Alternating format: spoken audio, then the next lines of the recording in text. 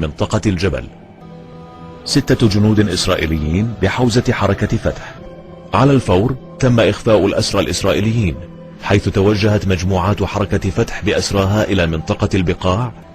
في اليوم التالي أعلن ناطق عسكري باسم الجيش الإسرائيلي أن 8 جنود فقدوا في موقعهم في منطقة بحمدون، موضحا أن الآثار تدل على أنهم أسروا على أيدي رجال المنظمات. وجه أرييل شارون تحذيرا للمقاومة الفلسطينية من المس بحياة الجنود.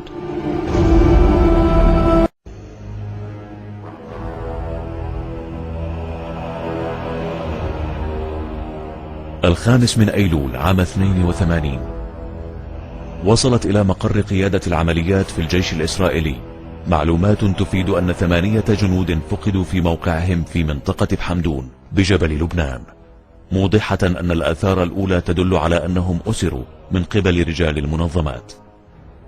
أرييل شارون الذي كان قائدا لعملية الاجتياح ووزيرا للدفاع علم بخبر أسر الجنود 8، فوجه تحذيرا شديد اللهجة لمنظمة التحرير الفلسطينية من المس بحياة الجنود، وطالبها على الفور بإطلاق سراحهم.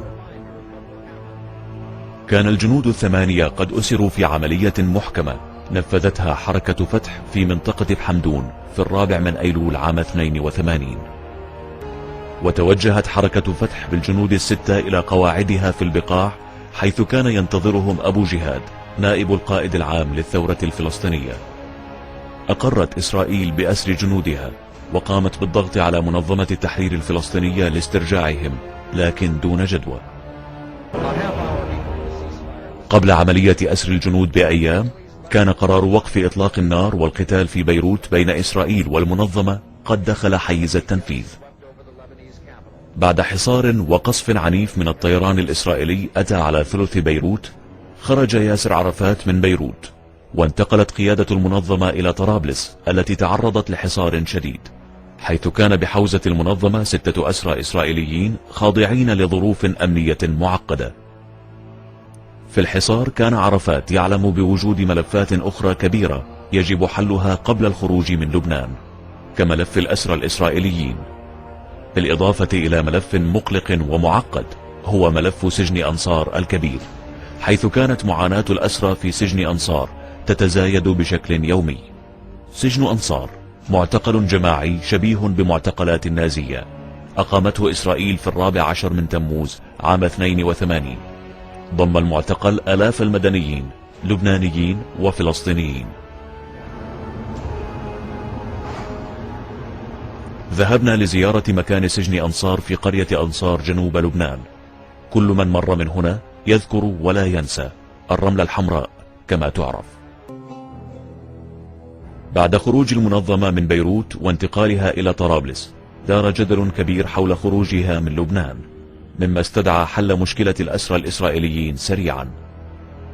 دارت مفاوضات كثيرة بين فتح وإسرائيل عبر الوسطاء استمرت عاما ونصف العام. شارك في الوساطة كل من النمسا وفرنسا والصليب الأحمر. كانت صفقة التبادل مع حركة فتح تتمحور بشكل رئيسي حول سجن أنصار وإطلاق سراح المعتقلين بداخله، واتفقوا بداية على ذلك فقط. رأى البعض من أعضاء فتح والمنظمة أن الإفراج عن معتقلي سجن أنصار فقط يضعف الموقف وثمن أقل تدفعه إسرائيل. بعد المفاوضات اتفقت حركة فتح مع إسرائيل عبر الصليب الأحمر على إجراء صفقة تبادل للأسرى مقابل الإفراج عن الأسرى 6 الإسرائيليين. بنود الصفقة: إطلاق سراح أسرى معتقل أنصار بالكامل وإغلاق السجن، إطلاق سراح 100 أسير فلسطيني من سجون الداخل، إعادة أرشيف مركز الأبحاث الفلسطيني الذي استولت عليه إسرائيل أثناء الاجتياح، الإفراج عن ركاب الباخرتين كورديلا وحنان الذين أسرتهم إسرائيل في وقت سابق.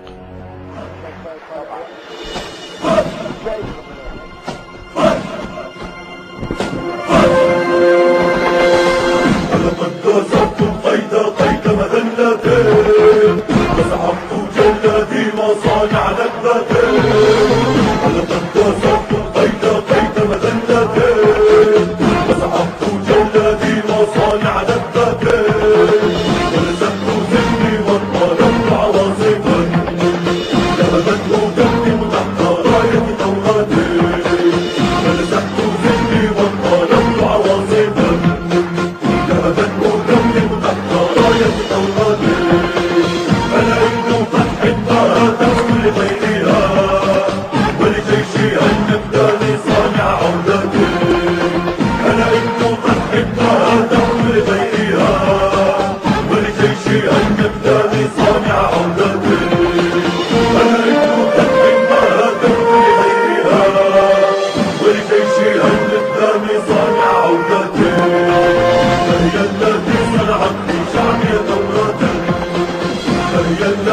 صرعت في شعب يطلع